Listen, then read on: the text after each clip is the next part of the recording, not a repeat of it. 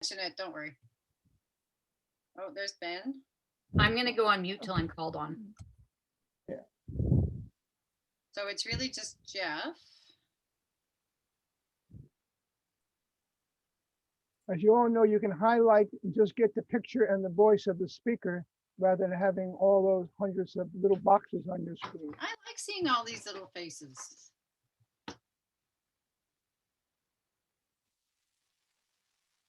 How you doing, Ben? I'm doing well. And you, Dawn? I'm doing fine. Lovely to see you and everyone here tonight. Such a beautiful day out. The weather was much better than we all expected. Yes. And hi, everyone.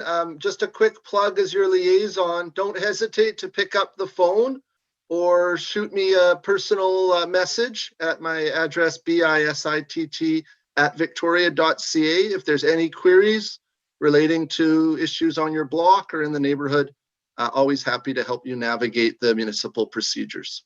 Wonderful. You do that at 3 a.m. in the morning on Sunday? More like 5:30 on Monday morning. But if there was a flood or an emergency, I would definitely connect you with the appropriate public works or with Constable Maddox department. I know you do. I know you do. So we're waiting for Consul Young, and That's it.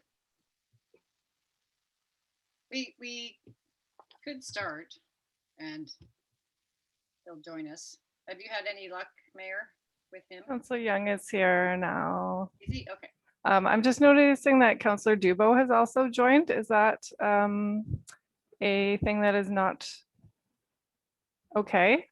no, sure, it's okay, but she's not on the list to speak, I don't believe. Of course, Yeah, as okay. as a participant, anyone can speak as long as. Anyone can just attend. Yeah. Okay, perfect. I think it's good to have. Was Doesn't here. create quorum, does it? If microphones are off. There you go. Just so everyone knows, we're just kind of waiting to get everyone in the waiting room, getting set up, and we will start shortly. Okay. So the 4 celebrities are here. That's great.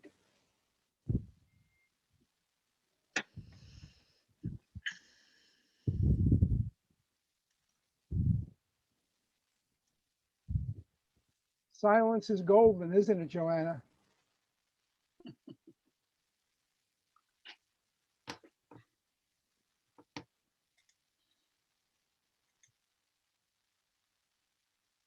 See, we could have been listening to Eddie Charlie's drumming.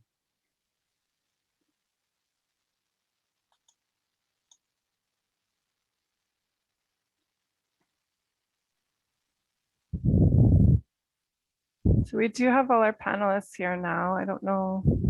Have you got everybody from the waiting room in? Yeah, they keep arriving, but we have everyone who's here so So far. I'll start. Sure. Okay. So also have- welcome. You also have Oh, sorry. Councilor Shamaki. Okay. And Vanya, you're recording? I am recording, yes. Okay. Welcome, everybody. My name's Joanna Fox. I'm a new director on the Fairfield Gonzales Community Association Board, and I am facilitating this evening. Thanks for attending. I just have a few housekeeping points to share before we get started. So the meeting is being recorded. There is no chat room option for this town hall. Sorry. I have to keep my phone on for answers, but get rid of it for now. So we do ask that you sign in with your actual name, which will help us with attendance. And we do ask that everybody be respectful of everyone who is in attendance. Thank you to those who submitted the 65 questions. We have shared the questions in their entirety with the panelists in advance of tonight's meeting, so that they are aware of all the intricacies of your questions. And we have amalgamated those questions which were similar. There were 11 different topics. We will address each of those topics in the first round, and then we will randomly select the questions after that, but keeping in that same 11 topic rotation. Should there be time, we will open the floor for questions after we go through all the submitted questions. The questions and answers are limited to 2 minutes, and I will give each respondent a 20-second warning to wrap up. And the town hall will finish at 9 o'clock. We do have a land acknowledgement being done by Fairfield resident Eddie Charlie. However, he is currently drumming for essential workers because it's 7 o'clock. And so we will do the land acknowledgement after we have done the introduction of the panelists. So just please be aware of that. And I would like to welcome FGCA President Don Mansour, an advocate of community involvement. Don has been president of the association for 6 years. While working with profit and not-for-profit organizations for over 45 years in several key initiatives, he has developed a strong understanding of the rules and regulations that govern boards and committees. This experience, coupled with his business background in the hospitality sector, has provided him with the ability to work within board guidelines, helping to achieve the strategic goals and direction as set by the board. So please welcome Don, who will introduce our panelists. Thank you very much, Joanna, and a good evening and a very good welcome to each and every one of you. Thank you for being here. It goes without saying, 2021 has been a busy time with many challenges in the community, and we're all happy to welcome you to this town hall opportunity to talk with our community members. If you need to renew your membership or join, please do so on the FGA website. We certainly welcome you, and there's no cost to be a member. Thank you so much, panelists, for making time in your busy schedule to attend. And thank you so much for the committee for putting this town hall together. Our first person who I want to introduce needs no introduction whatsoever, and that is our Mayor, Lisa Helps. After completing a master's degree in Canadian history at the University of Victoria, Lisa was beginning her PhD in history at the University of Toronto and was researching housing, homelessness, and the governance of poverty in San Francisco and Victoria. When she learned that Victorians in 1930s pooled their money to help each other out, she then worked with others to create the community micro lending, a local nonprofit where people can lend directly to others in the community.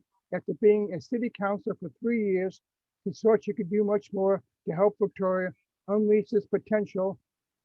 And now in her second term, she has made City Hall more accessible by fostering an innovative and responsive culture. She believes that the best way to address complex challenges is to bring people from a diversity of background, perspectives, and experience together and truly, truly listen to each other. Welcome, Lisa Helps, Mayor Helps. Next up is Councillor Jeff Young. Jeff Young holds a PhD in economics and was a university professor, professional economist with the Alberta Treasury and the BC Ministry of Finance. He served on council from 1983 and 1999, and again since 2005. He's also currently on the CRD Board of Directors. He feels that Victoria challenges include affordable housing, effective transportation, development pressures on residential neighborhoods, and keeping downtown an attractive and affordable place to live, work, and shop. And he feels that meeting these challenges requires engaging with all citizens and encouraging thoughtful and full discussion. Next up, Excuse me, Don. That was actually Councillor Young's bio, just so that Ben doesn't wonder why he has a different degree. did I say Councillor Ben? I think he did. No, I don't think so. Oh, I sorry. heard Councillor Young, yeah. But Hey, I sorry. didn't. I'm losing Thank you, it. Joanna. They're really interchangeable. No, Yeah, exactly. One dog looks just like another one, eh? Weird. Yeah, we're good friends. but I don't believe I did that. But anyway, Councillor Young. Councillor Ben Isaac. Ben Isaac holds a PhD in law and history and has taught history, international relations, and labor studies at the University of Victoria and other institutions.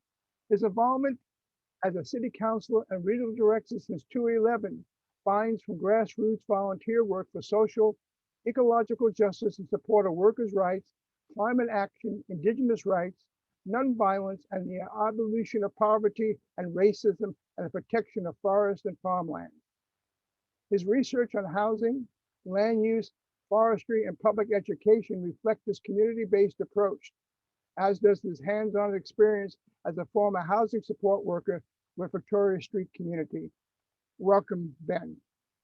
Last but definitely not least is Chief of Police, Chief Del Manick. Chief Manick has a master's degree at SFU in terrorism, risk, and security studies. He grew up in the neighborhood Fernwood and has been chief constable since 2017. Serving 28 years on Victoria Police Department, he helped create the Integrated Road Safety Unit, which is known as the IRSU, in the CRD. Success of the pilot program led to the expansion of other IRSU units throughout the province. It's important to Chief Manick that he delivers first-rate policing, while also ensuring that officers are protected from the injuries and stress of the job. This includes a heavy focus on caring for employee mental health and well-being, as well as community connection. Welcome, Chief. Again, welcome all, and thank you. I would now like to invite our fantastic Vice President of FGCA, Dave Thompson, to read and direct the questions. Thank you, everyone. We do Thanks, have Don. Eddie and Kristen are here now. Welcome, Eddie, and welcome, Kristen. Thanks so much for joining us. And Joanna, I believe, is going to introduce the two of you. Yes, thank you. So Eddie Charlie is a Fairfield resident, and his friend Kristen Spray will give the land acknowledgement. Eddie Charlie is a member of the Cowichan Nation, a former student at Cooper Island Residential School, and a graduate of Indigenous Studies at Camosun College. Kristen Spray enrolled in the same program after attending the Truth and Reconciliation Commission in 2013. Together, they have worked to raise awareness about residential schools and to honor survivors and their families. Orange Shirt Day, started in 2013, is designed to educate people and promote awareness in Canada about the Indian residential school system and the impact it has had on Indigenous communities for over a century. One of Eddie and Kristen's proudest achievements was to bring Orange Shirt Day to Camosun College and to the city of Victoria. Kristen continues to walk beside Eddie in respect and is there to hold him up as he shares the story that no one wishes to hear, a story that is important to the commitment of reconciliation. She holds her hands up to all the survivors of residential schools, the ones who made it home and the ones who didn't. But more importantly, she raises her hands to Eddie for the courage and dedication to bring healing words in his story to the city of Victoria and indeed to all of Canada. So I'd like to ask Eddie to do our land acknowledgement for today. Hi, sorry I'm late. Thank you for asking us to join your event.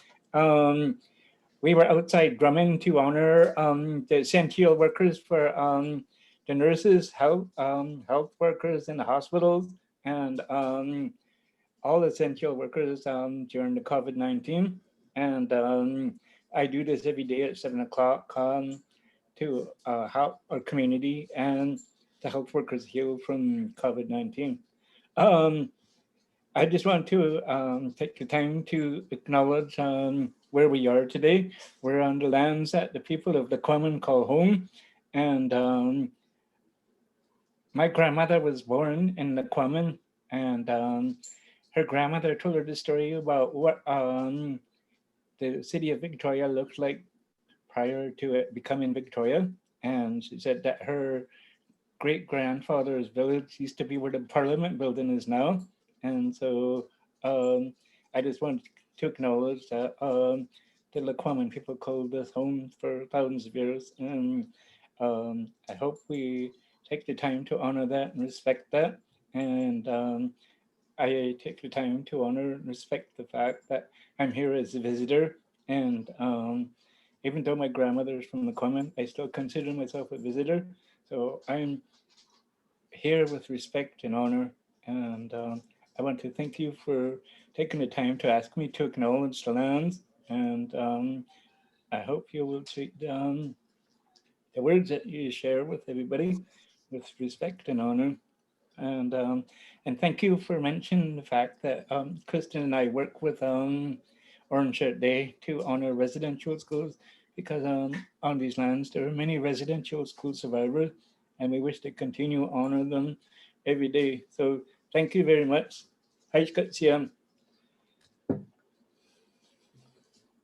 how do you mute it? Yes, thank you very much. That was beautiful. That's great. Thank you. Now I would like to turn it over to Dave Thompson, the Vice President. Hi, everybody. Yeah, I'm Dave Thompson, Vice President of the Board of FGCA. As Joanna mentioned, we had over 60 questions submitted, and thank you very much to all the community members who did submit those. And thanks also to the team of volunteers, which didn't include me, for processing those questions and shortening them a little bit. We have 11 categories of questions in this stack here, and I will read out one from each category. Those were selected by the volunteer team. And then the rest of them are in this fancy hat. And once we've gone through the 11 categories, I'll draw from that hat randomly. Some of the questions identify a panelist, and I would suggest to the panelists that once the addressed panelist has responded, others are free to respond. Please bear in mind that we probably have more questions than we'll get to when you think about your answer. And as Joanna mentioned, she'll give you a time warning, 20-second time warning, and then after 2 minutes, cut you off. So I will just get started with the first question here, which is directed to Mayor Helps. So one of the things that helps create a solid foundation to the Fairfield Gonzales community is the number of local independent businesses. This creates jobs in our community, supports the property tax base, and enables residents to reduce their environmental impact. What is the city doing to ensure that local independent businesses survive the impact from COVID and to incentivize new businesses? In 2 minutes or less, the premier project that we're working on right now for all businesses is Build Back Victoria. And we started that last summer, where anyone can have a flex space, a patio space, a pickup or drop off space right in front of their business at no cost. And our staff have been working as hard as possible to process those applications. So that's number one. This year, we also reduced business property taxes for the first time. Councillor Young can probably tell me if it's the first time in the city's history, but certainly for the first time in a long time. So we've dropped business property taxes by a little bit, average of $146 per business. So that will help. And then more broadly, we've got a business ambassador and a business hub at City Hall. And even though City Hall is closed for the most part, our business hub and business ambassador are working around the clock to help businesses out, whether it's opening a new business. And we've actually seen a lot of new businesses open during the pandemic, very brave souls wanting to take a chance. So the business ambassador is working hard with those businesses. And if people want more detail, it's sorry that there's no chat function, but Victoria 3.0 is the city's economic action plan to help businesses through the pandemic into recovery and over the next 20 years. So for people who want to find that plan, it's victoria.ca/prosperity. And that has a whole gamut of things we're working on. Excellent, thank you. And any of the other panelists want to address that question?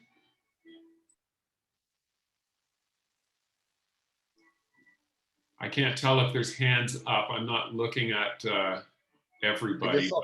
I'll comment briefly. I think Mayor Helps largely covered the issue. I think there's a number of actions we could take from an advocacy level to encourage local reinvestment in the economy. I think the pandemic has demonstrated the vulnerability of supply chains and how a lot of systems we took for granted, maybe over the last few decades, I guess how vulnerable we all can be. And so I think a lot of the measures identified in the Victoria 3.0 strategy, and I guess the perspective of buy local and helping nurture sustainable local enterprise, I think is it's a timely reminder. We're going to get out of this pandemic, but I don't think the world is going to become any more stable in the long run if we look at things like climate change. So I think whatever we can do within municipal jurisdiction, but also advocating to the provincial and federal governments to work with us to build sustainable local enterprise, cooperative enterprise, and basically as much local reinvestment as possible, rather than being dependent on external economic actors.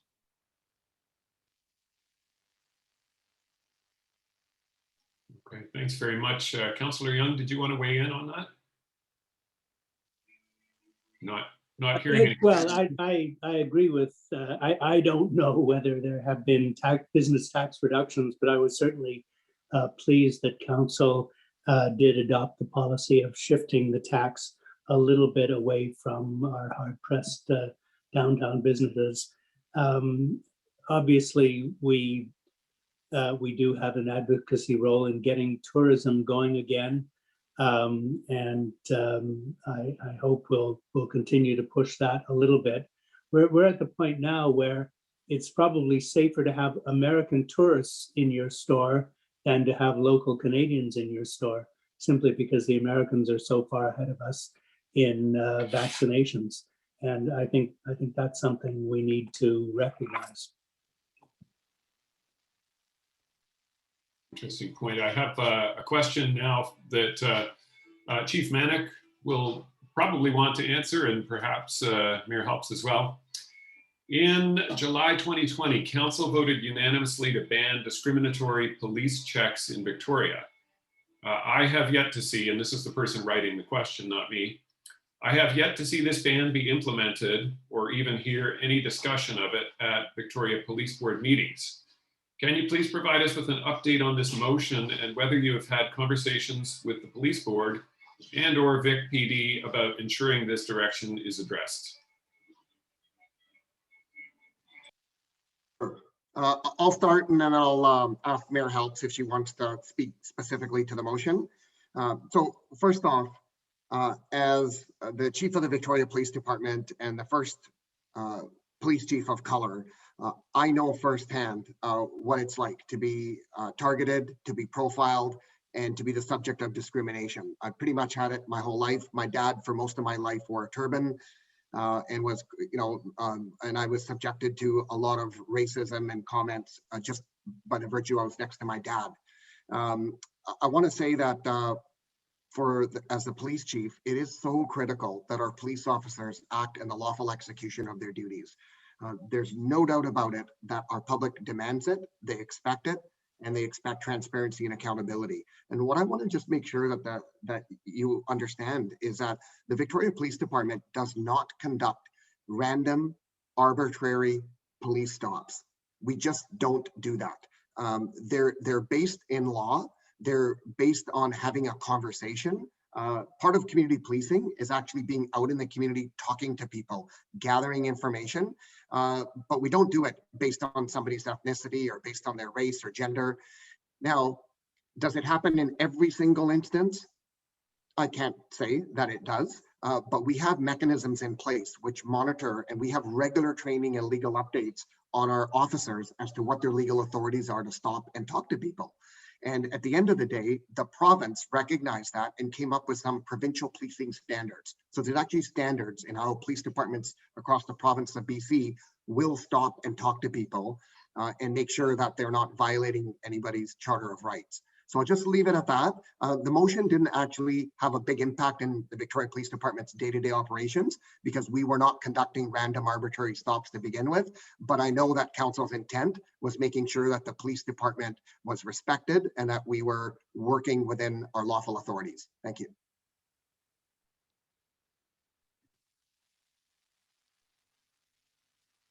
I'll just add very briefly that when the motion was passed, the police board reviewed the police department practices, again, much as Chief Manick said, against provincial requirements and provincial legislation, and the department is following what the province has set out. Nothing more, nothing less than the provincial guidelines. Thank you both. Do either of the councillors wish to weigh in? Please just go ahead if you do. I guess briefly, yeah, I think council was responding to a lot of requests from the public that related to the North America-wide movement, expressing concern over existing practices in policing. I think it is important to look at policing on the local level and make sure we're not just automatically applying an external lens to conditions on the ground. My personal view is that we could make more progress with respect to some marginalized or equity-seeking groups, whether low-income community members, people who may deal with substance abuse issues, as well as people of color. So I think there is more progress to be done, but I think any improvements and reforms that are implemented with respect to policing locally should be based on a factual analysis of what policing looks like on the ground in our own community. So I do look forward to working with council and with the chief on that. Yeah, of all the many emails we get, dozens each day almost, I have not, I didn't receive very many that I can recall alluding to random police checks. Frankly, our police department is so busy, I don't know that they'd have time to indulge in that. My impression is they pretty much go from call to call. Great. Okay, thank you, everybody. Moving on topics to everybody's favorite bike lane project, Richardson Street. And this is directed to Mayor Helps and council members. Can you please describe the engagement and analysis for the Richardson Bike Lane project and how it included a broad spectrum of residents, safety impacts on the surrounding streets, and decisions such as road closures? Sure, I'm happy to start, but I definitely can't outline the extensive engagement process in 2 minutes or less. But what I really can encourage people to do, council went over this with our staff in great detail at last Thursday's council meeting, both during the day at our daytime council meeting and continued into the evening. So for anyone who wants to know quite frankly, a play-by-play of all the work that our staff did with the community over a 2-year period on Richardson, please take the time to watch that section of the council meeting agenda. Sarah Webb, who's the project manager for the Richardson project and the bike lane network, outlined the number of walkabouts, the number of community meetings, the surveys, all the work that was done over a long period of time. She went into great detail about considerations that had been made about potential traffic impacts on Chandler, on Brook, on Fairfield Road. I think we made her work really hard that day because she answered these questions for all of us before. That's the best answer I can give you in 2 minutes or less. Sarah probably spent an hour of time describing in detail to council all of the work. So again, you can go to victoria.ca and go to council meeting archives. And if you click on last Thursday's daytime council meeting, during the budget approval process, there was a motion to revisit Richardson. And then again, in the evening council meeting, a lot of that information was repeated. So we know that there are concerns in the neighborhood. And that's why we asked our staff to recap all of the work that had been done. So the best record to answer all those detailed questions is the public council meeting from last Thursday during the day and last Thursday in the evening. Thank you for that. Councillors, anything to add? Sure, yeah. There was a detailed briefing note that city staff provided to council members a few weeks ago, and I've been sharing that with any neighborhood residents who've reached out. I did just send that again to Vanya in case, I don't know if it's possible to circulate that to attendees at the meeting or to those at least who request it, but it's a public document that can be shared with anyone. And just some of the high level points in there. Yeah, as the mayor referenced, the whole, I guess the city's approach to improving cycling infrastructure and making a network throughout the city that's safe for children or for senior citizens or for anyone else. We're about 6 years into that process. And the first phase involved identifying corridors where the cycling infrastructure should go. Originally, the discussion was focused on Fairfield Road. Because it's in some ways it's more direct, it's more accessible to the southern portions of the Gonzales and Fairfield neighborhoods. It's kind of a traditional road that follows the lay of the land. But ultimately the decision was made to not interfere with motor vehicle traffic and transit and parking along Fairfield. And so a compromise was made whereby Richardson was selected as the east-west corridor in the neighborhood. So that was sort of the early discussion and public engagement in 2015 and 2016. And then council approved the network, including Richardson as the corridor.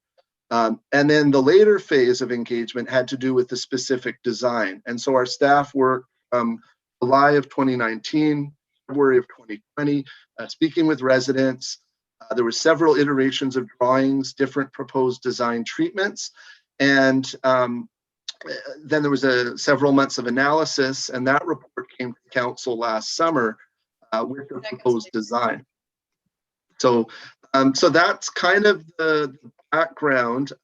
Certainly, since there was an opinion editorial piece a few weeks ago in the paper from an Oak Bay resident that definitely has drawn attention to the issue.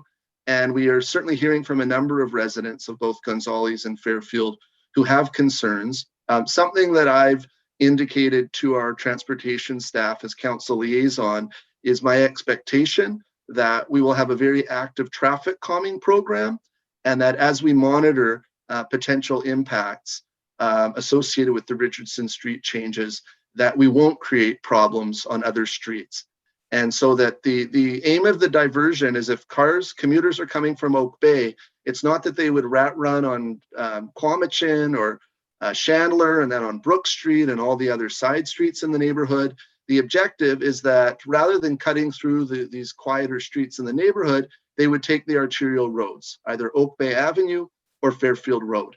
And so that's the intention of the program from the standpoint of motorists. And so if we do see those sort of an increase in rat running on side streets, my expectation is we would work with residents of those blocks, implement whether it's speed humps or other traffic calming measures so that the changes on Richardson don't negatively impact the rest of the neighborhood. Thank you, Councillor. Yeah, there's On here. hi. There is lots of detail as the mayor and Ben alluded to, outlining the process. I have to say that I've been through a lot of public information processes, and in every single one of them, people come forward who should be very closely affected, who insist that they had no idea that this was going on. And that happens no matter how thorough the process is. In this case, it was even more difficult because a lot of the people who feel they're going to be affected are the ones on the adjacent side streets. And of course, people in Oak Bay who didn't sort of twig that this was going to affect them. Public participation is tough. One of the things we did was we reacted to very negative reaction to Cook Street as a potential bike lane. My personal choice moved it to Vancouver. And as Vancouver Street developed, we've received lots and lots of negative feedback on Vancouver. But of course, by that time, we were committed to Vancouver.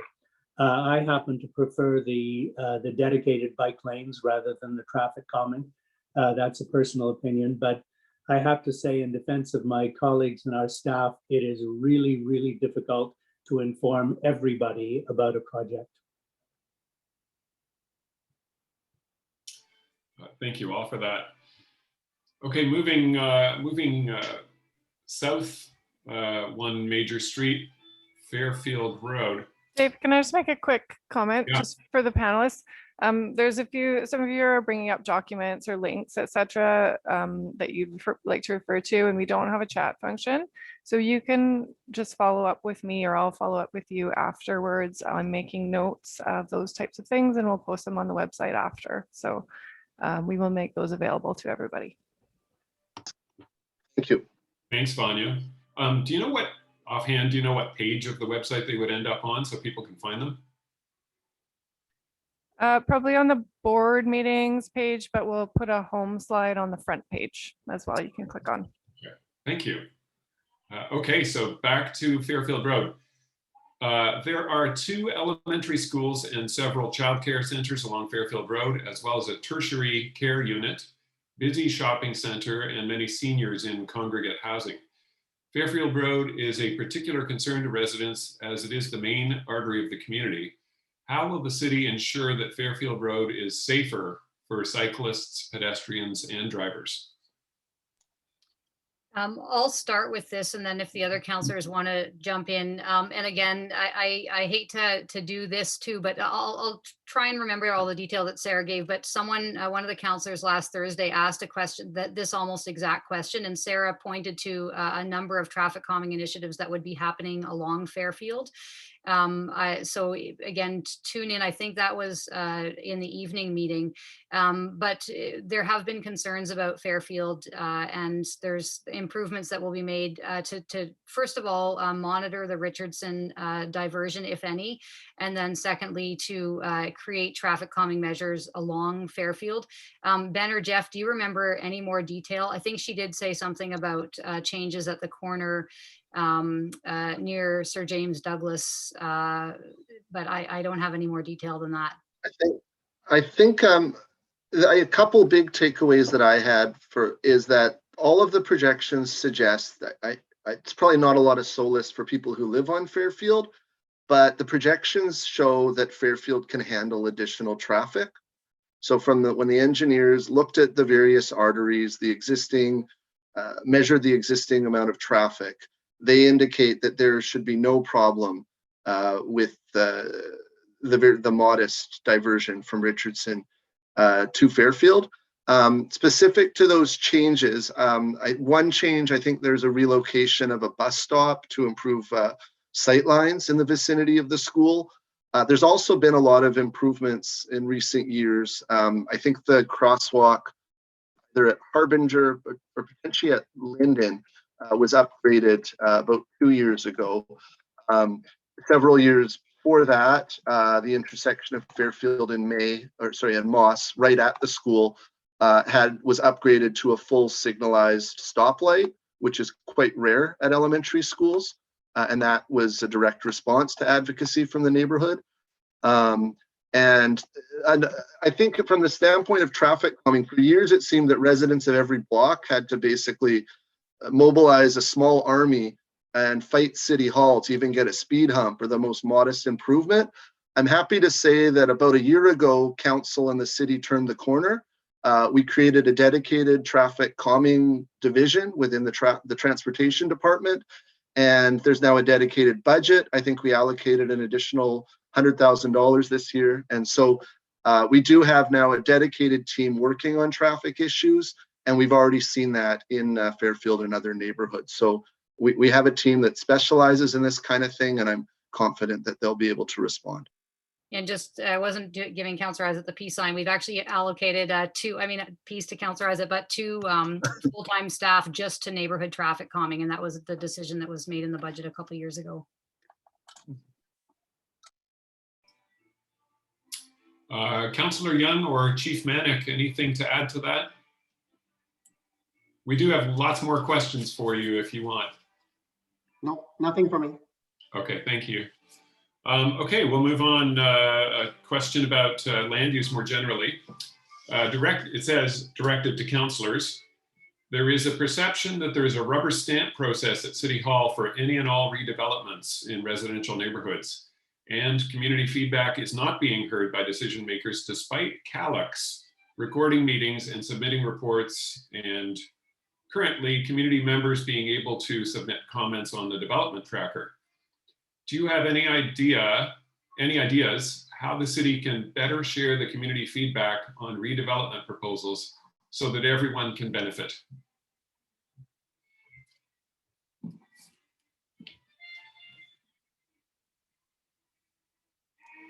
I could make an initial comment. I think there's a bit of a situation where sometimes if council makes a decision then that's different than the decision a resident would want council to make, a lot of process arguments are deployed.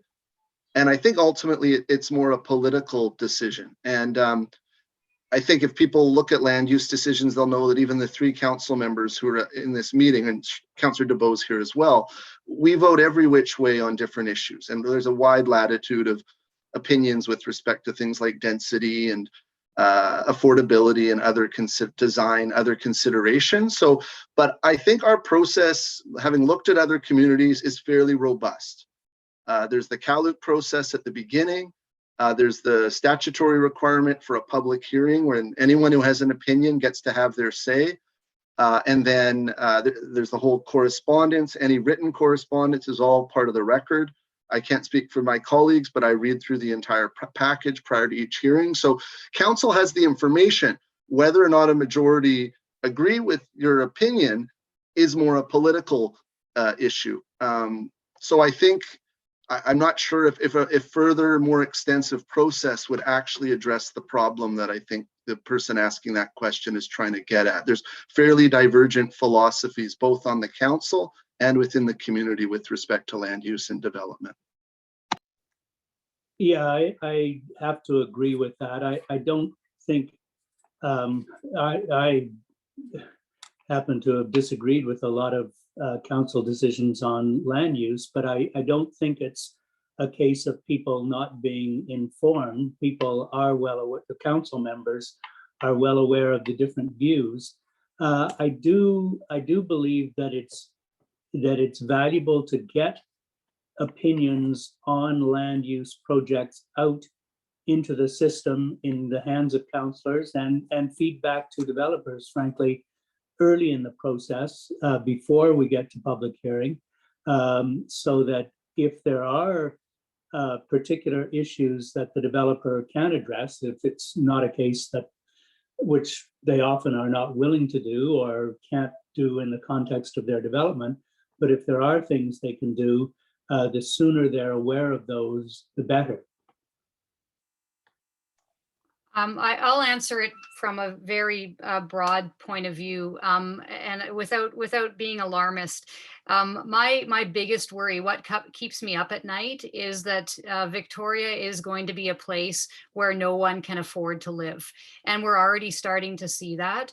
And unless we take bold and radical action to incorporate more housing into the tiny 20 square kilometer handkerchief of land that the city of Victoria is, we're not going to have space for young families. We're not going to have space for seniors. We're only going to have space for really rich people to live. And what that means is looking at the city's land base, particularly in single family neighborhoods, which is the majority of the city's land base, and saying, what more can we do with all of this land? And it means fourplexes and sixplexes. It means townhouses, and that will have a look and feel that fit into the neighborhoods. But every townhouse, every sixplex feels like a fight between neighborhoods and City Hall. And I'm going to consistently vote on the side of the future and making sure there's room in this city for people who are 6-year-olds now, and people who aren't yet born, and people who are older and want to be able to stay here. So these are really, really difficult decisions. And, I have a hard time with the tension sometimes, but I think the job of city council is to look at what needs to happen for the next 40 years, not just the next 2 years or 4 years. And that's difficult, and that's going to put us at odds a lot of the time. So that's the approach that I take to land use issues.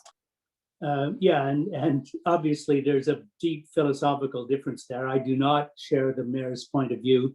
I do agree that there are places where higher densities, including within Fairfield, are reasonable and can be done in a way that is sympathetic to neighborhoods surrounding.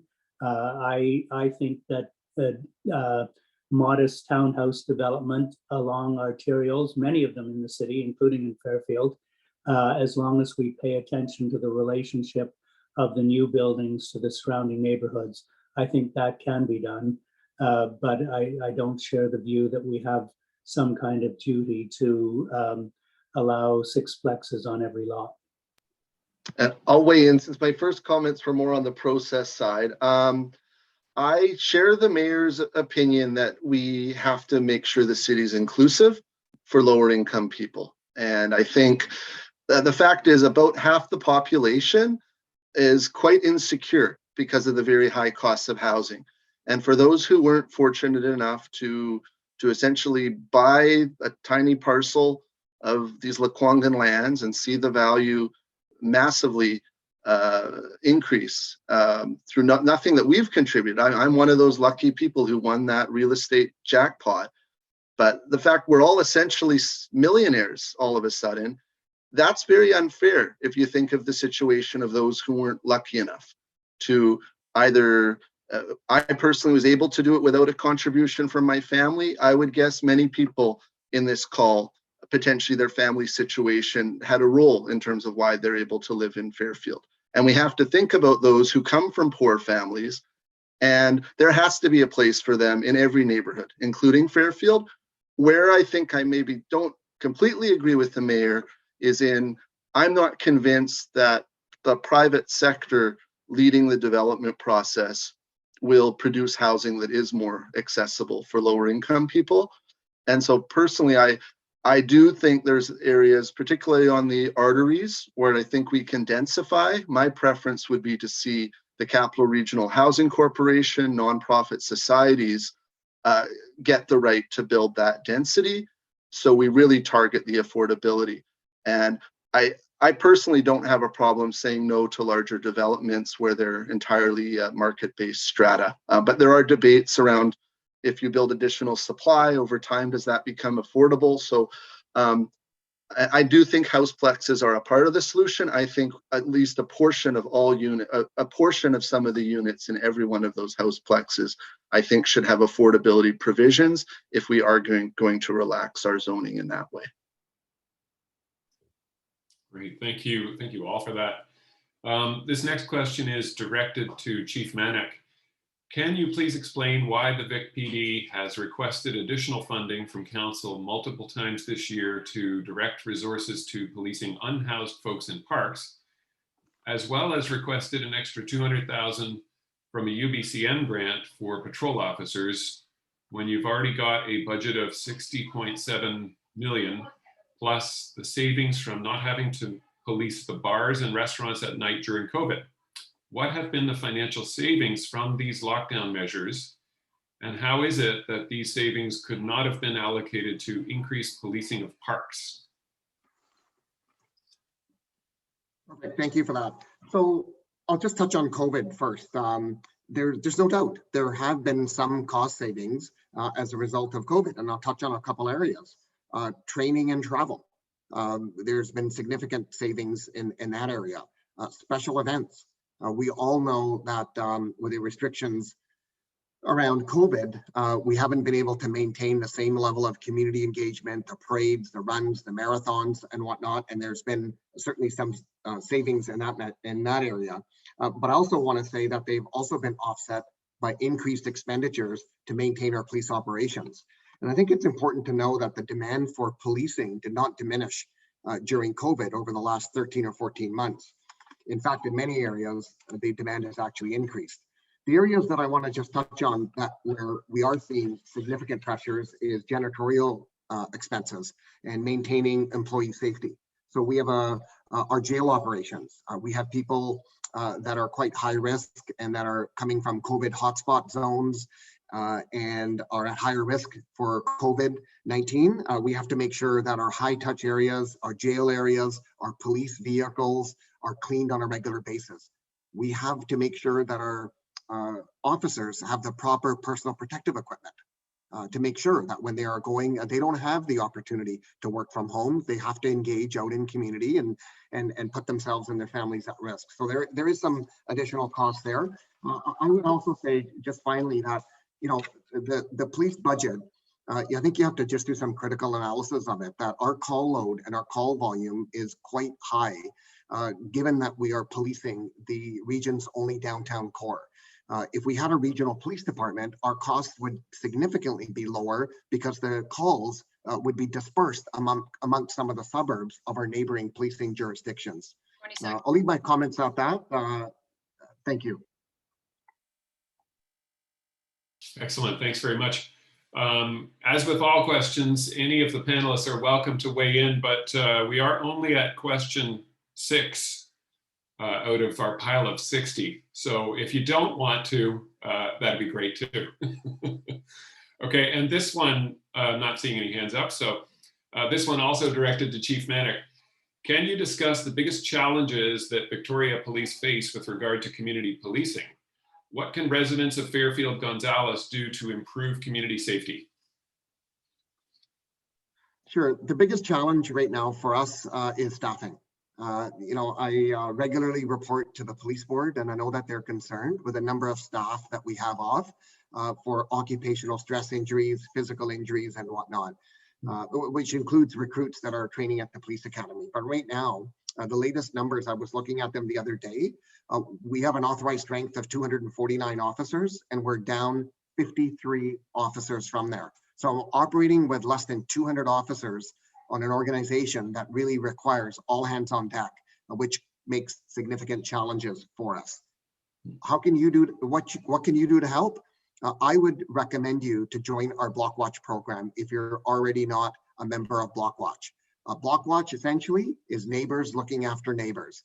And as your police chief, I've regularly made comments that the police can't do it all, we shouldn't do it all, and we need to help each other out. The key is to be preventative and to prevent victimization in the first instance. So where we can have neighbors be the eyes and ears for each other, we can certainly help each other. So I would direct people to the vicpd.ca website, and you can find under community services, the Block Watch program, and it's Ms. Kimberly Kelly who can connect you to what the program is, and you can learn a little bit more about how you can help your community stay safe and how to prevent crime and look after each other. Great, thanks. Any council members want to add a comment? Not seeing it. Okay, Chief Manick, you're on the spot again. In the media, you often get quoted saying that unhoused people are preyed upon by criminals, but a harmful narrative that some people push is that all unhoused people are dangerous. What does Vic PD do to push back against that narrative?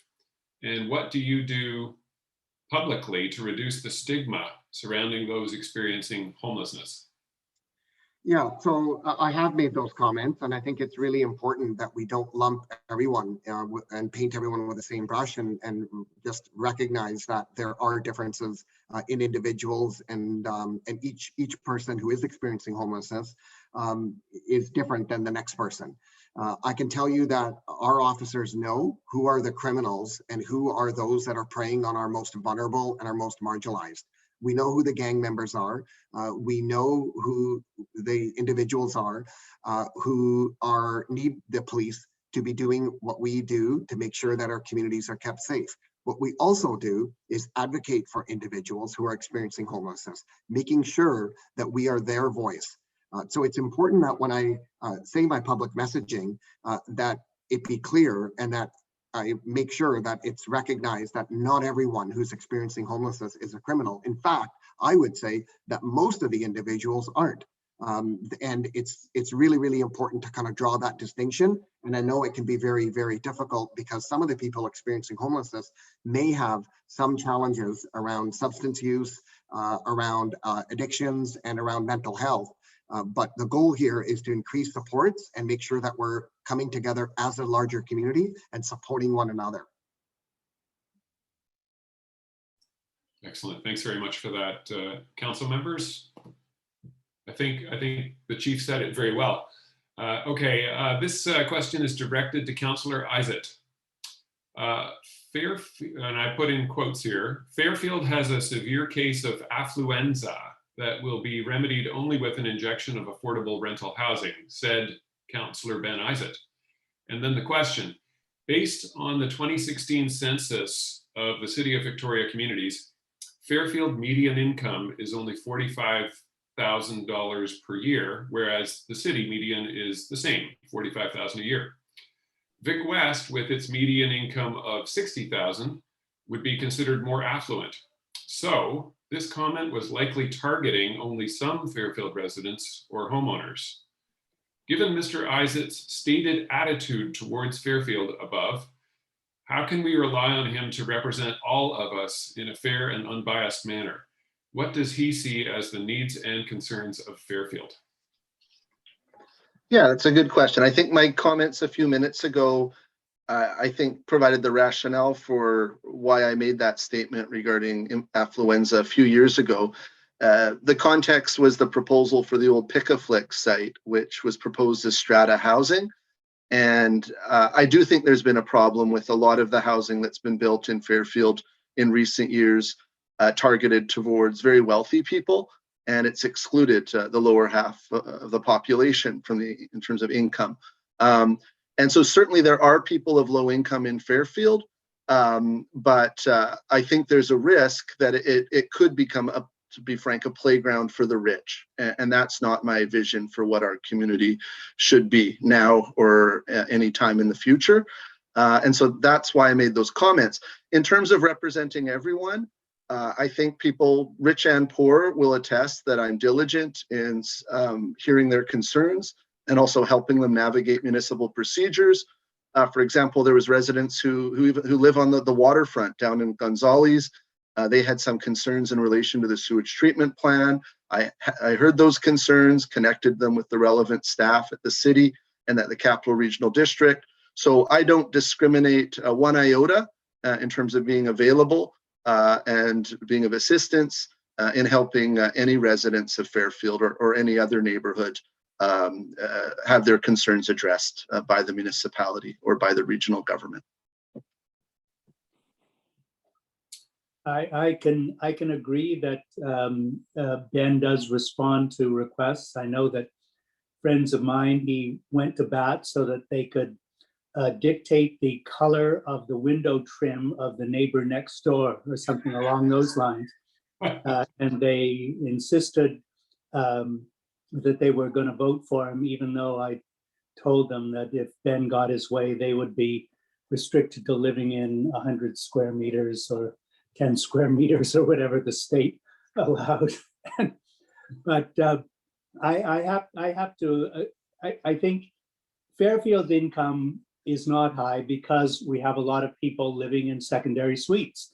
And that is a reality that already exists, and why those big houses that were built 100 years ago are getting more use as family sizes diminish.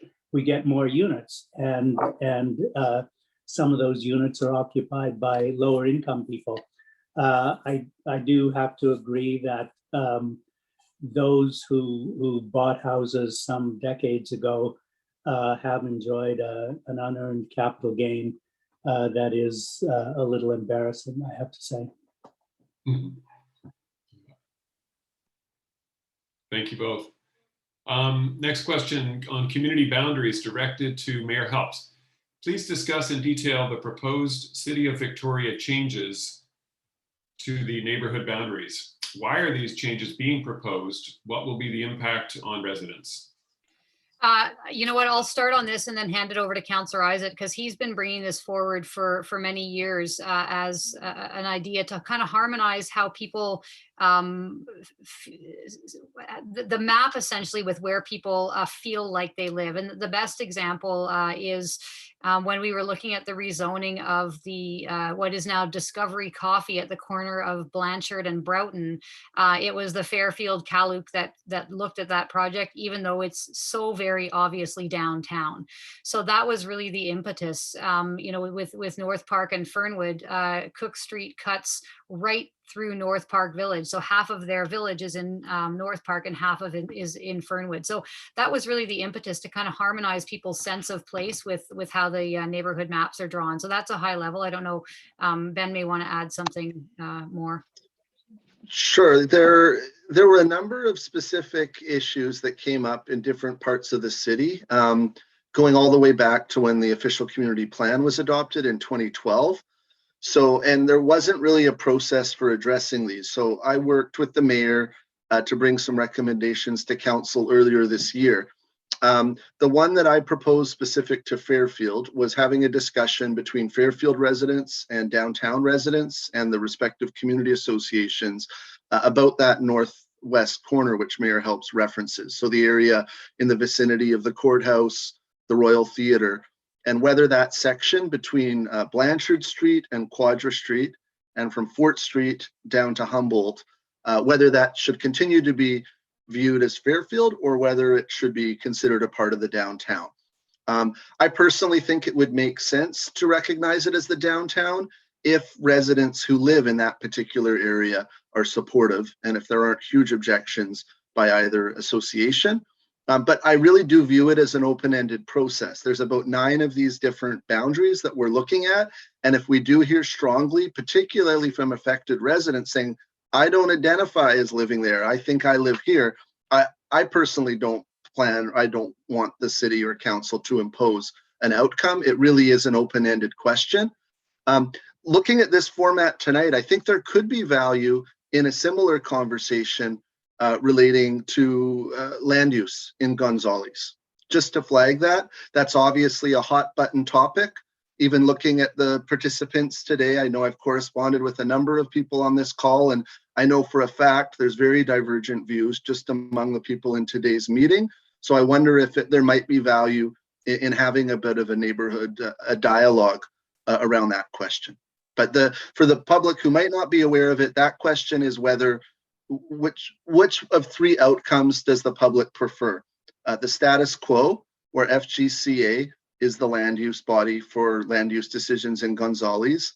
A second scenario is, should the Rockland Neighborhood Association be recognized as the land use body for Gonzales? And the third scenario would involve recognizing the Gonzales Neighborhood Association as the land use body for Gonzales. So those are the 3 questions between, I believe, Kimberly, our staff liaison, is on the call, but I believe over the next 2 months will be the period, primarily May and June and into July will be the public engagement opportunities. The staff will analyze the results over the summer, and a report will come back to council in an open meeting in September before any decision is made. And just to add quickly, public engagement on the neighborhood boundaries launches May 10th. So there'll be on engage.victoria.ca an opportunity for people to weigh in. And this is really one area where council has no design. This was really just, you know, we've had this hanging question for many years. If you tell us that you like it how it is, then that's how it'll be. But the official engagement will begin on May the 10th. And I'll send the link to Vanya about how people can participate. Okay. Thank you all. Oh, David, it looks like your president has his hand up. Thank you. If I may just add one thing, Ben, to your 3 options, there is a 4th option to consider, and that is FGCA continues to house a separate organization under Gonzales. So it continues to have separate board, separate rules, regulations, constitution, but it stays in FGCA housing as a unit that will look at it if that is what the residents want. Thank you. Thank you, Don. Okay. I think the final big controversy that we have had in Fairfield Gonzales that we haven't touched on yet is Clover Point. So this is not directed to anyone. Why are you considering changes to Clover Point when it is perfect the way it is? People have been enjoying driving down there to watch the storms, the windsurfers, etc., and reducing this activity is very short-sighted. People fly kites, feed the birds, and take photos, and many come in cars. It's been a place to go for years, and it's well loved the way it is. Don't limit car traffic. Effects of Clover Point closure means parking on Dallas Road. At the corner of St. Charles and Dallas, people are parking on both sides of the street in front of the cemetery as well, which is one example of driving away parking from Clover Point. Anyone want to start off on that one? I could start, and then I think Mayor Helps and Jeff and myself have divergent views on a lot of issues, but I think on this one, we're maybe not that far apart, but they can weigh in. I think, so council ultimately landed on a compromise between basically restoring Clover Point as a park in terms of green space and conserving the parking. And so the options were either leave it as is, and where it's largely been converted into a parking lot for the last 60 years or so, or go to the other end and essentially close it off with a small cul-de-sac in the vicinity of the new public washroom, which the CRD has built for us, but really cut off access to the end of the point to motor vehicles. Council decided to leave half of the loop open, so the eastern side towards the boathouse, and then close off the western half. The policy rationale for the change and some council members have been advocating for it for decades, is that it's not very nice to visit Clover Point by any mode other than motor vehicle currently. I've heard from a number of senior citizens who don't feel safe walking at Clover Point because there's no adequate footpath. There's a bit of a goat trail right on the edge of the shoreline, but there really is not a proper pedestrian facility, not even a proper sidewalk, let alone an attractive kind of pathway. So that was the rationale, to consistent with what we're doing elsewhere in the city in the context of the pandemic, to create a safe and welcoming space for senior citizens, children, people in wheelchairs, and others, so they're not having to share the road and the parking lot with cars. So that was the rationale. In the end, we heard from the public that they wanted to retain, that there was some support for retaining the status quo. So that's why I believe in the end, council either voted unanimously or voted 8-1 in favor of the compromise, which is an interim option, and there'll be public engagement over the next 2 years on what any permanent changes to Clover Point should look like. Yeah, I agree with Ben's reaction to Clover Point, and I had that reaction when I first moved to Fairfield, I guess, whatever, 30 or first saw it 30 or 40 years ago. And I couldn't, it seemed to me so self-evident that the pleasure of walking along a path by the ocean was so negatively impacted by the fact that it was essentially a parking lot that you had to thread your way either behind cars that might back up or in front of them on the muddy path, while the people sat in their cars playing the radio and smoking, and often emptying their ashtrays on the asphalt before they left. To me, it was a blight on what could have been one of the most beautiful spots in Victoria. I have to admit that listening to the public input, and my wife, who has the needs of seniors often in mind, I am now happy to advocate a compromise which would maintain some parking spaces overlooking the ocean, particularly for those who have mobility impairments and can't enjoy walking along and want to sit in their cars, and even the non-mobility impaired. So the kind of compromise I'd like to see is a little different from the one that we're putting forward. I would advocate what I would call a short loop, so that you can drive in and out, so that there are some spaces available to look at the ocean, and also some for just the general parking. But the idea that a Fairfield Park that should be an amenity for local citizens who walk there is turned into an automobile destination did not seem to me particularly consistent with the objectives of people who live in Fairfield. Since then, I've heard from people who live a block away who drive to Clover Point and sit in their cars. I have to admit, my particular nature is not one for sitting in a car to enjoy nature, but I recognize that I'm not typical in that, or at least there are many people who don't share that view. So that I'm prepared to support a compromise. Thank you.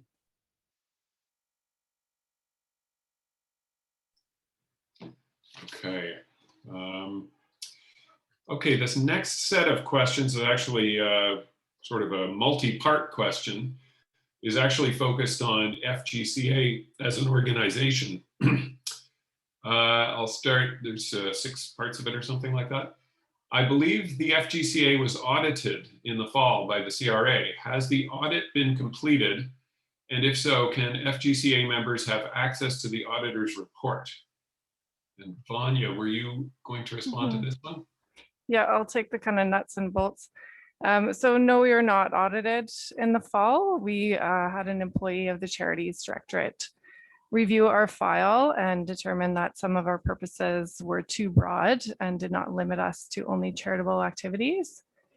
So that's not an audit process. So there is not an audit letter. I'm not sure if you've asked that part of the question yet, but they were asking if there was access to the letter, so that there is not an auditor's report. Now that we have updated our purposes, we hope they'll be satisfactory to the CRA. And once they are approved by the CRA, we will let our members know. Okay. And next part, when was the last audit conducted? So we were audited, a full audit in 2017, a charity audit, and we did pass that audit successfully. Okay. Because of this audit, the thing that the person is calling an audit anyways, the FGCA has now changed its purpose. How does the FGCA intend to serve its members with this new purpose, such as the Community Association Land Use Committee and the Neighborhood Improvement Committee, when it is these types of activities that caused the audit in the first place? Yeah, so again, it's not an audit, it's a review of broad language in our purposes, which we have changed recently with new purposes that we brought before our members. And that wasn't triggered by the CALIC committee or the Neighborhood Improvement Committee. So those committees are covered in our new purposes, and they'll just continue to operate as before. Okay. David, if I next. could chime in, David? Yeah.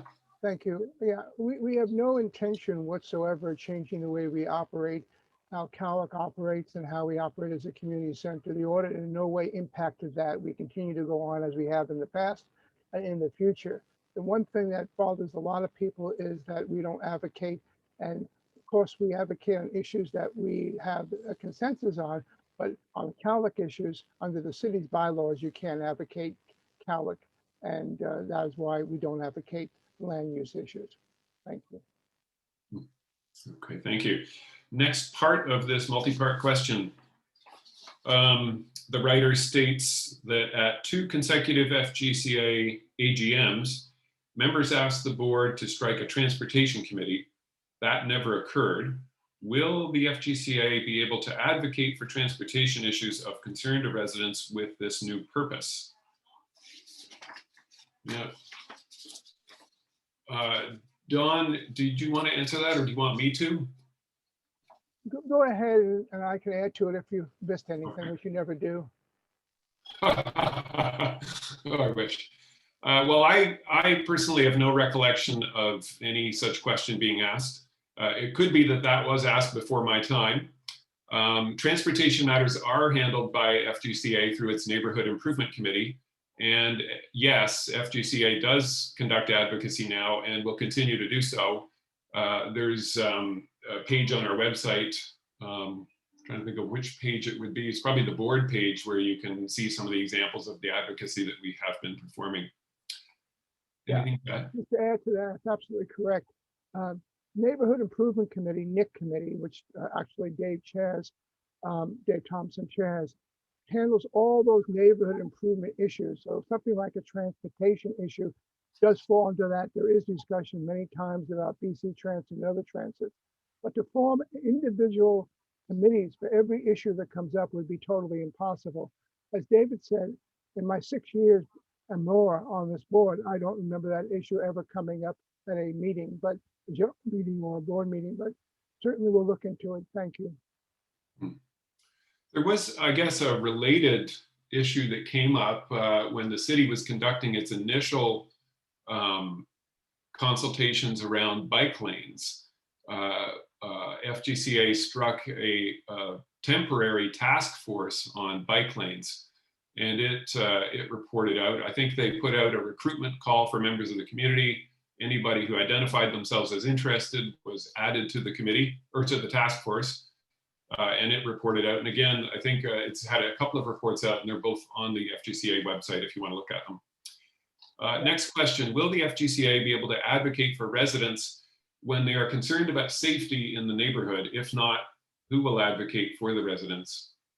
So I'll jump in, and Dawn, please add or correct me.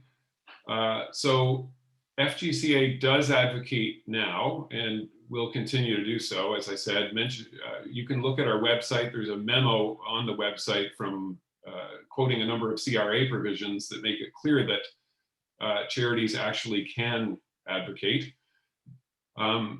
It's important that the community association voice be regarded as credible by the city in order to be persuasive with the city when we do conduct advocacy. And my understanding from talking to numerous people elected and appointed within the city is that we are regarded as credible. Don, did you want to add anything? No, I think you covered that. It's very important to understand that as councillors, they're elected to represent you. We are not elected to represent you as members of our society. We want your voice to be heard. And so to advocate, we would have to do a consensus or a survey every time an issue faces us to make sure that we're advocating with the major majority of the people who want one side of the coin or the other. So it's not easy to just take an issue as it hits the press or hits City Hall and we can jump on it right away. So if it's a major issue that really impacts the residents of our neighborhood, we certainly will look at ways that we can do surveys and get your input and advocate on that behalf. We're allowed to advocate, but we have to be very careful when, where, and how we do it. Thank you. Only two more parts to this multi-part question. I'll try to get through them quickly. FGCA was approached for assistance with the Gonzales neighborhood plan, I guess the draft plan, and FGCA would not help because of worries over the charitable tax status. What more important purpose can there be for a community association than to assist neighbors who ask for help regarding their local area plan? Well, again, I'm not aware of that. I guess it may be before my time, but I am advised that FGCA did actually provide meeting space support, and residents used that space for meetings to develop their input, which they provided to City Council. So yeah, there have been repeated claims that FGCA can't do advocacy because of its charitable status, and that just isn't true. Charities can advocate. So the page on our website that has more information on this is actually About Us AGM. So if you want to have a look at that information, if you have any questions about that. Given all the above, will the FGCA admit that the status quo is not working and that a new organization should be created to separate the childcare services from those activities typically associated with a neighborhood association? Well, our view is that the status quo is working well. There are a number of committees within FGCA, Neighborhood Improvement, CALUC, the Community Association Land Use Committee, the People and Places Committee. They look at different aspects of the operations. Don, I think I saw your hand up there. Yeah, thank you. There's a lot of misinformation, and it's always the case when people don't have the opportunity to speak face to face to each other and go by what they think is right rather than what they know is correct. Again, it boils down to advocacy. We've always been blamed that we're a daycare center rather than an organization that represents the residents in Fairfield, Gonzales. That is far from the truth. Yes, we do a fantastic job with daycare, but we also do a remarkable job in taking issues that surface that deal with the residents. Advocacy, again, was one of those key words that brought this to the attention of everybody. Other organizations, other neighborhoods advocate. Again, we can't advocate on CALUC land use issues. That is the city's policy, not ours. We can advocate on other than land use issues, and we do from time to time, and we'll continue to do, and we'll improve how we do it as the days go on. We believe strongly that the Fairfield Gonzales should be represented by FGCA. However, if the residents feel they want to separate Gonzales from Fairfield, then we'll certainly look at that. And what I said earlier to Ben was that we'll look at options. One of the options is we'll continue to operate it under the umbrella, but with separate board, separate constitution, separate bylaw for Fairfield and Gonzales, if that's what the neighborhoods want. We plan on sending out a survey to every single resident of Fairfield Gonzales and ask for the input. Once we have that, we will then hope to sit down with the city and let them know what the answers were and how we can see we can move forward together. Thank you. Okay. So that's the end of the question, the multi-part question about FGCA. And now I go to the Fedora for the other questions, many of them, and I'll just draw them out randomly. So I don't know who they're going to be directed at. Let's see. First question. Okay, how will access to bus transportation be impacted by the Richardson Bike Lane project?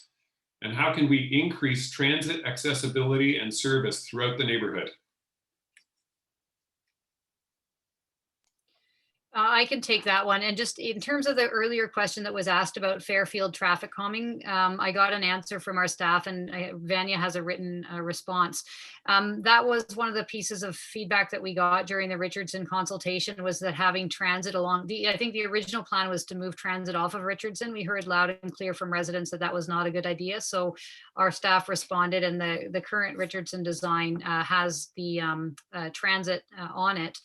The Route 1. And in terms of transit in the neighborhood, that's a discussion for the Transit Commission, which I sit on, as well as Councillor Young. Are you on the Transit Commission now?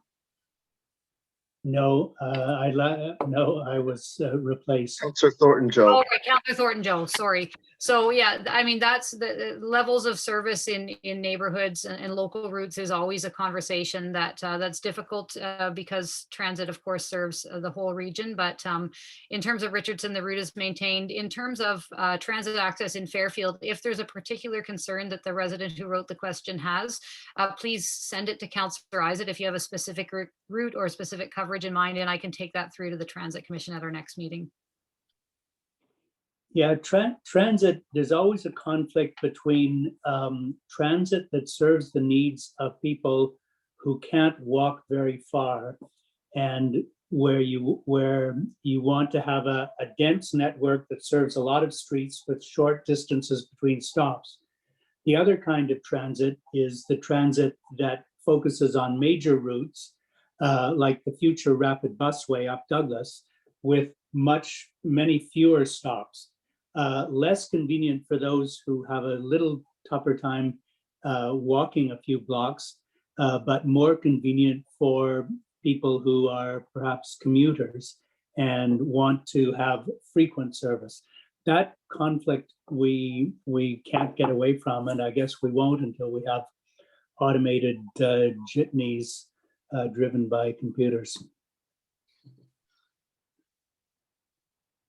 Just a comment briefly. I think, yeah, I do think it makes sense that the priority in the transit system is helping commuters, basically shifting people out of private vehicles onto buses for the frequent trips that happen every day, from the standpoint of congestion on roads and climate impacts, but also just air pollution. It makes sense to get as many people out of their cars as possible, but I do think we have to do a kind of a do both approach. And I think substantially improving local service is really important. It's always bugged me. My daughter went down to Sir James Douglas, and we don't have a school bus system in the city. I live up in the Quadra Village neighborhood, and I've found it very surprising that there's no proper bus service along the length of Cook Street. I love going down to Beacon Hill Park, the Dallas Road waterfront. It's about a 30-minute walk, which is good for my ticker, but sometimes I can't carve out that amount of time, and so I do drive too much. And so I think, but those kinds of neighborhood changes that are just improving connectivity within and between neighborhoods, I think really need to be looked at. Make it easier for people who live in South Fairfield to get to Ross Bay Plaza, or to get to downtown, to get to the Crystal Pool, to get up to the Jubilee Hospital. I think all of those local connections matter. So I think we do have to advocate for those service improvements to BC Transit. Okay, thank you. Thank you, everybody. Incidentally, I phoned up BC Transit about increasing transit service along Richardson and Fairfield, and the response that I got was basically that they look at all of their routes, the totality of their routes.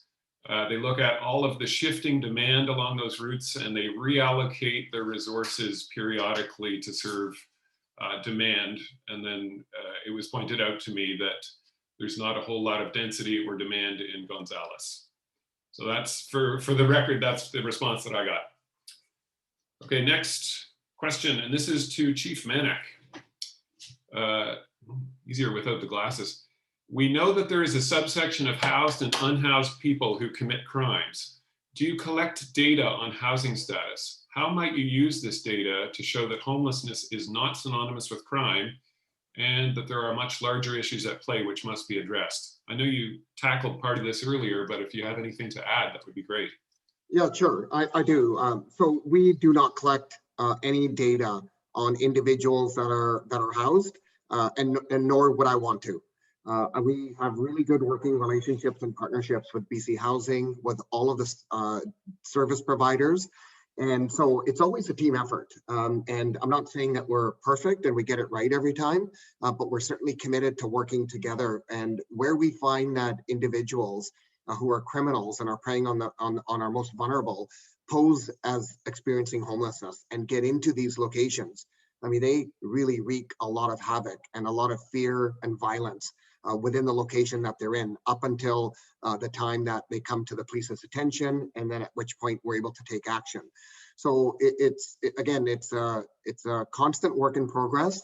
I know that every agency, including the city, is committed to doing the best job that we can to help our most vulnerable people, and also the ones that are experiencing homelessness, to actually get them the necessary supports that they need. And again, it's easy to say and hard to do, because many of the people actually have complex issues and challenges, and many people are unwell that are on our streets. And so it's working with Island Health and it's working with our service providers to do the best we can. And in hindsight, you know, do we all wish we could have done a better job and do a better job? Of course we do. But it's certainly not from a lack of trying and being committed and at the table working together. And I think that's what everyone really should be pleased about, is to know that we are making progress. It may not have been fast enough, but we're doing everything we can to keep all our community safe. And at the end of the day, all of our residents safe, those that have homes and those that don't. Excellent. Thank you very much for that. Any additions from council, or do I go back to the hat? Okay. Next question. Traffic congestion and speeding is an increasing concern in Fairfield. What is the city doing to monitor and reduce these dangerous trends? Sure, I'll start with this. I was going to comment earlier with respect to Clover Point. Someone had noted that there was traffic or cars parked on both sides of St. Charles Street, and this was a problem. But cars parked on both sides of the street is actually one of the best traffic calming measures possible. So just want to point that out. What we're doing to address traffic issues is building infrastructure so that, as Councillor Isaac said earlier, people can leave their cars at home. Better transit, better bikeways. The idea with the bike network is that for those who don't feel safe biking right now, but want to bike if there's safe infrastructure, the theory of change, and this has been proven in other places, is they will leave their cars at home and take their bikes, which leaves more space on the roads for people who need to drive, people with ability and mobility challenges, some seniors. So that really, the bike network is meant to address congestion at the same time as provide safe infrastructure for those who want to use it.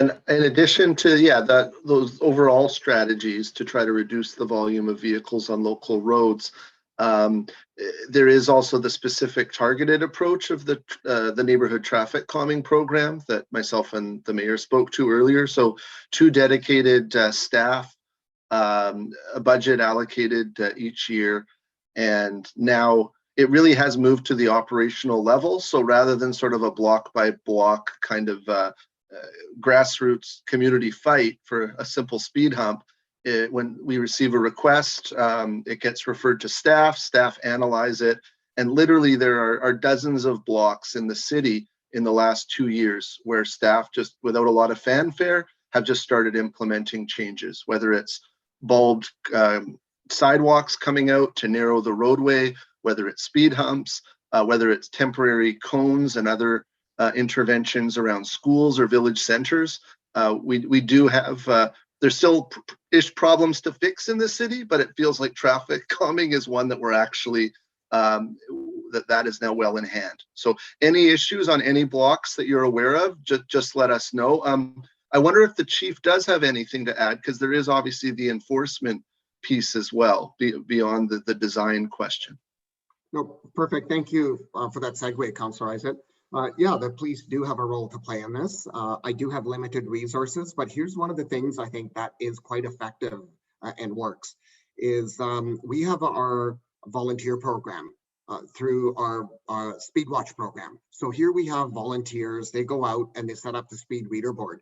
Well, I can tell you that when people see people wearing a vest or a red jacket and a vest, and they're taking down notes of who's speeding and what the speeds are, and you've got a reader board where people can see what their speeds are, most of the people actually don't know that they're actually going a lot faster than maybe perhaps they were intending to go. So a lot of that actually works. And what happens is that Speed Watch program, they come back and report back to the police to say, this area is an issue. Here are the number of speeders that we saw at this period of time. And if needed, we will then follow up with traffic enforcement. But it doesn't happen in every case, but it certainly is an option where it's phase 1 and phase 2, but it is quite effective. Thank you, Chief. Yeah, the lesson is pretty much that traffic calming, such as what we just recently did on Memorial Crescent, eliminating that extra unneeded road and all that asphalt down by Dallas Road, turning it into a one-lane street, which is slow, admittedly, but adequate, and recovering green space. That's the kind of thing that helps. Subtle things like the radius of curbs at corners will dictate how fast people take corners. The width of streets and parking. The lesson seems to be that setting speed limits doesn't work. And if you set a speed limit of 30, if you actually enforce it using cameras, the people who live on the street even get tickets. Everybody gets tickets if the speed limit is too low.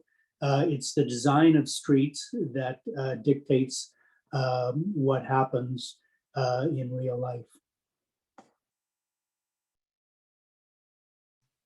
All right, thank you all. Next question.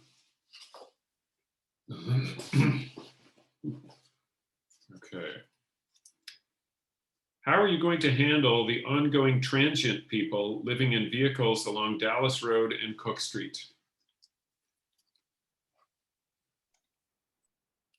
I think we've probably got a difference of opinion on this one, but my feeling is that Beacon Hill Park and Dallas Road aren't campgrounds. The city doesn't have a campground. We have had emergency sheltering during the global health pandemic, and the Dallas Road issue has been solved somewhat by putting up the time-limited parking signs. And I think that is starting to have a positive impact in terms of people using Dallas Road as a campground, certainly when I go for morning runs or morning bike rides.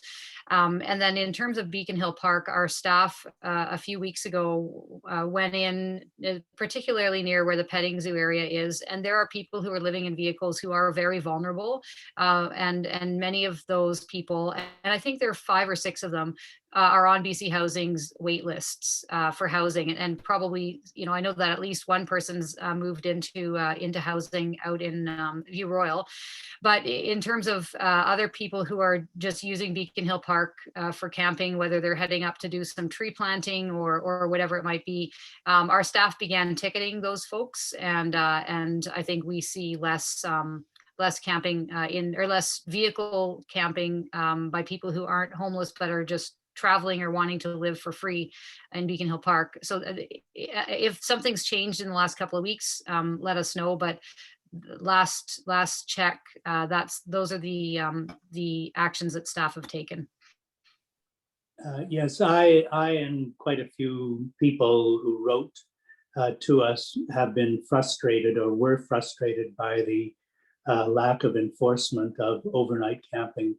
in vehicles. Obviously, people in vehicles can move and do have some resources, but our bylaw enforcement is an understanding one. I guess I would lean in the direction of a bit stricter in the enforcement line, but that view is not shared by all council members. I think, yeah, the fact is, sadly, the sleeping in vehicles is a part of the housing system in our community, as sad as that is to admit. I love to go camping, and I frequently in the winter months I go to Goldstream because it's quite close, and if the weather gets really awful, myself and my family can come home quickly. But what I've noticed in recent years, it's actually hard to get a campsite even in the middle of winter. They close off a lot of the campground and just leave some of the lower loops, and it seems like about 75% or more of the people camping there that's their homes, and they're not there. And they're working people in many cases. A lot of them are tradespeople and others, and so sleeping in vehicles is a part of the housing system, and that's, I think, a fact that we have to acknowledge when we discuss what municipal regulations we should have and how stringently those regulations should be enforced. The reality is, we would be hardworking members of our community. We would be putting them in serious hardship if we went too hard on the enforcement side. Similar to all the basement suites in Fairfield that Jeff mentioned, our estimates is that there's about 2,000 suites in the city. Technically, those are illegal. They have low ceiling heights. They weren't built in conformity with the building codes of the day, but the city for decades has essentially looked the other way. When there's a complaint around life safety or a nuisance or some other impact, our bylaw department responds. But the city's policy essentially is non-enforcement because we can't afford to remove those 2,000 units of housing from the housing system. The impact would be devastating. So it's an unfortunate reality because our housing system is so inaccessible, because 95% of it is privately owned. And the nonprofit decommodified sector is so small in comparison with cities in Europe and elsewhere, Singapore and elsewhere. We unfortunately have to tolerate a bit of a gray area in the regulation of housing for the poorest community members. In this interim period, I hope we can work with the province and others so no one has to sleep in a car or in a park. Thank you. Okay. Thank you all for that.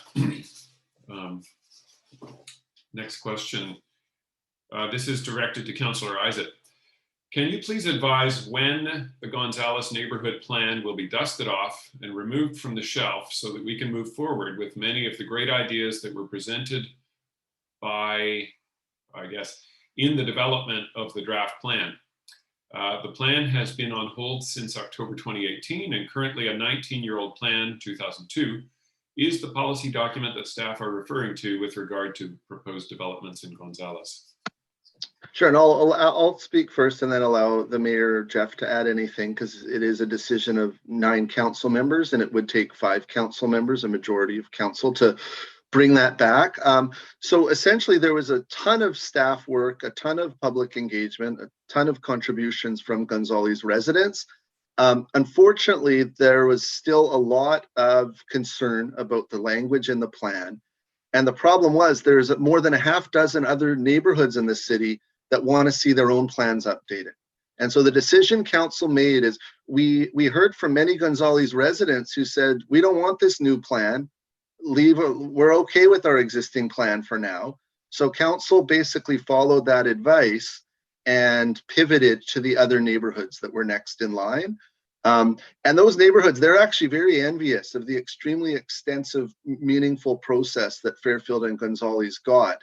They feel like they're getting short shrift, that there's actually multiple neighborhoods lumped together, and that they don't feel like they're getting bona fide neighborhood plans. So there's actually quite a bit of concern that we're not doing the process in the other neighborhoods that we did do in Fairfield and Gonzales. So to answer the question, when we complete the streamlined neighborhood planning processes in the other neighborhoods, I would anticipate that council will revisit kind of lifting the Gonzales plan off the table and discussing what amendments would be necessary to have adequate community buy-in. Ultimately, there'd be a public hearing, also requesting public input at various stages when it comes to the committee and council, and then a decision on whether or not to adopt the plan.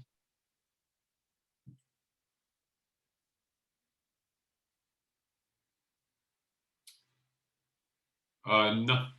Well, just a general comment.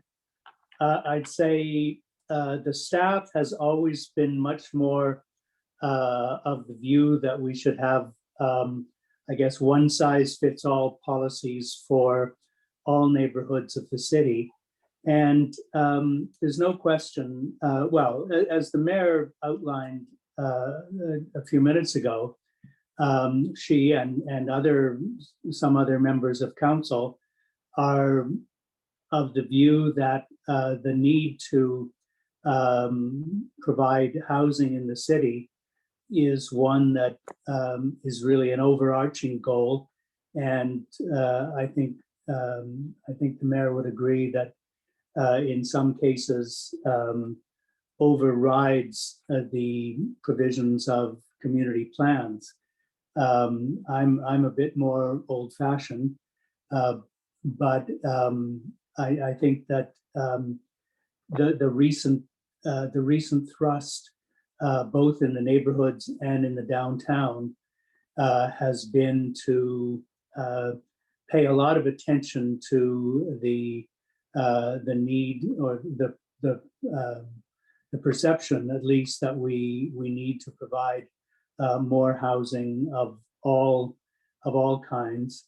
And a lot of the plans, not just in the neighborhoods, I hear to say the issue is in the downtown and Burnside as well, that the city council is prepared to be overly flexible in approving developments that aren't consistent with the plans.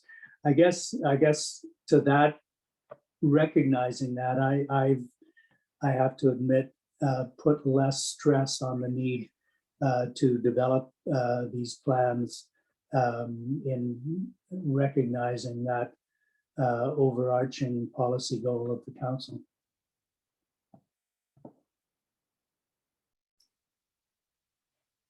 Mayor Helps, are you wanting to weigh in, or shall I go back to the hat? Back to the hat. Okay. Thanks, by the way, everybody, for your patience. I noticed that we're an hour and 45 in, and there's still 100 people, a solid 100 people on the call. So apparently there's a lot of interest in what you're saying. Directed to Mayor and Councillors, the Canadian Constitution clearly defines the mandate and responsibilities of local government in Canada. Okay, so can you think of any time recently where valuable council members' time has been expended discussing topics and issues that are outside the constitutional mandate of the council, thus contributing to council work overload? Could each person indicate what they would and should do if council wanders off mandate in future meetings, whether in person or at a virtual meeting? Great question. We spend an inordinate amount of our time dealing with housing. Clearly a federal and provincial responsibility, an inordinate amount of time. I'd rather never talk about housing again at a municipal council meeting, or homelessness, or mental health, or substance use. We spend an inordinate amount of time talking about and working on all of those issues, and none of them are our responsibility. So I wish we could, get back to municipal business of parks and roads and sewers, but the reality is we can't. And it's a bit of a contradiction, because we hear all the time, stick to municipal issues.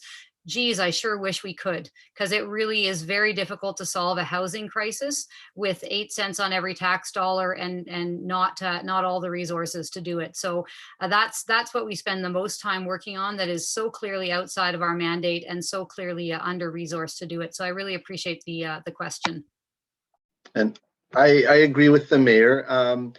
it's interesting that the Constitution actually delegates all provincial powers to the provinces. So constitutionally, municipalities don't exist and they have zero powers. So from a constitutional standpoint, having a single municipality encompassing the entire land base of British Columbia would be the most efficient. It wouldn't be the most democratic, and I wouldn't support that policy change, but that would be a completely constitutional way to address municipal affairs. I think the public in Victoria is extremely engaged. There's a very high level of educational attainment. A number of people, retired people have come here from all over the world, retired or otherwise. And there's very high expectations of the level of engagement. And there's a very sophisticated, I think, level of engagement. And that translates into expectations on council. So I don't think it's a stretch to say there's literally thousands of community members who want their council to do more than just address sewers and sidewalks. And they want their council to help articulate their vision for the community and help to amplify and advocate concerns to senior levels of government and to other institutions. So I don't accept the premise that a majority of the public wants council to take a very narrow view of what our appropriate role. I think helping to amplify grassroots voices and the voices of community members is an appropriate role for local government within the constitutional framework of Canada. I'm afraid I can't agree with that. I think that while there may be an interest among our citizens about the issue of price supports for agricultural products in India, the fact is that the value we add to that debate is minimal. Basically, none of us are well informed about Indian agricultural policy. We do hear from citizens who have relatives there who have taken a position, but our expressing a view, I don't think is of any particular value, and indeed, I don't think that it is an issue that the council should get involved with. To be fair, we don't tend to spend a lot of time on those issues. I sometimes am tempted to get into long debates over some of these issues because there are different points of view, but generally they're dealt with fairly quickly. I think the way the question was intended to be read, but I think the mayor's response about housing was a good one. And indeed, it also applies to healthcare.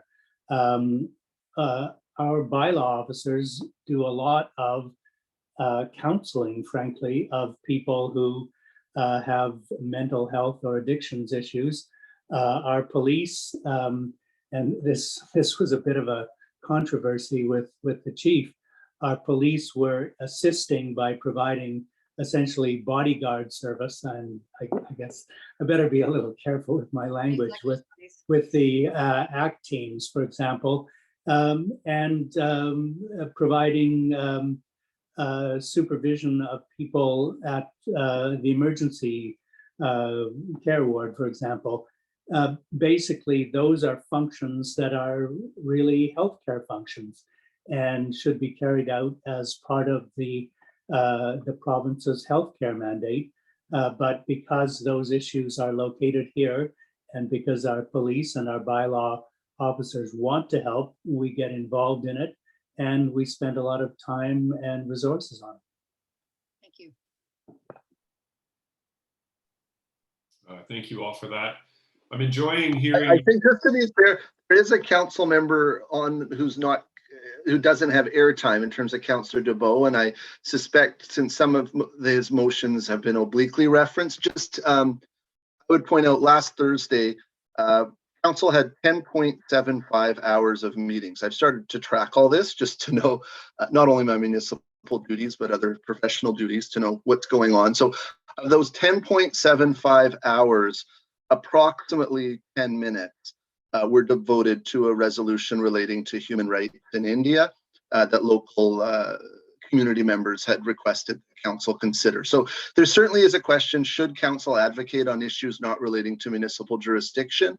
But as Councillor Young acknowledged, it's a very small amount of council's times when we do address these advocacy issues. As the mayor says, the lion's share of issues not squarely relating to municipal jurisdiction is housing, homelessness, so other social issues, and that literally multiple hours, probably roughly at least 1/4 of those 10.25 hours last week were devoted to those social issues within provincial and federal jurisdiction. Okay. Thank you all. I'm enjoying hearing your differences of opinion, and I appreciate that they're expressed so civilly. That's not always been the case in Victoria, especially in recent times, and I think it's a serious growing problem that it isn't always like this. So this next question, directed to Mayor and councillors.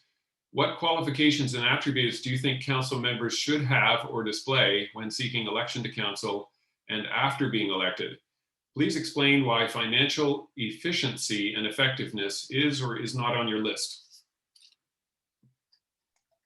It's interesting. I get all these questions every year from grade 6 students in Calgary. I don't know why they pick me as their mayor every year, and they send, and that's often one of the questions. What qualities do you need to be elected? So I think in order to be elected, you need to have an open mind. You need to be focused not on the prospect of getting reelected 4 years hence, but on looking at the good of the community for the next few decades.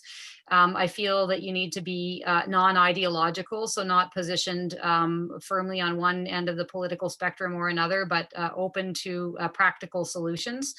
In terms of financial literacy, absolutely. It's important to have in advance and or important to be able to pick it up pretty quickly. When I was elected on council, I was appalled by the way budgeting was done. We got a 48 PowerPoint slide presentation. We looked at it once and we approved a $200 million budget. When I was elected as, yeah, I know, I just saw Dave's jaw drop. It's a bit shocking the way that business was done for a long time. When I was elected as mayor, we took a completely different approach, began with engaging the community. We have to read through this 1,000-page binder. So I think, and I wasn't an accountant or didn't have a ton of financial literacy, on large scale organizational development before I became the mayor, but certainly looked at the way business was done and saw how it could be done better. So I guess I'll leave it at that. Hopefully that answered the question. I would add, yeah, I think ultimately there's no clear criteria. It's what the public wants. And I think it really varies based on where a community's at in terms of what issues have come to the fore and where a community's at in its development. So I think there's conservative arguments that are advanced to suggest that you either need to own property, which in the past was right in the legislation. You needed to be a man who was not of color. So you need to be a white man who owned property and wasn't in prison, essentially was the requirement for a long time to participate, either voting or serving in local government. And we evolved to have a more inclusive conception of our local democracy. So I don't think there should be property qualifications. I don't think there should be any professional qualifications. I think having some council members who have experience in financial matters is important, but it's designed, our system, it's similar to a jury. It's designed to have lay people do it.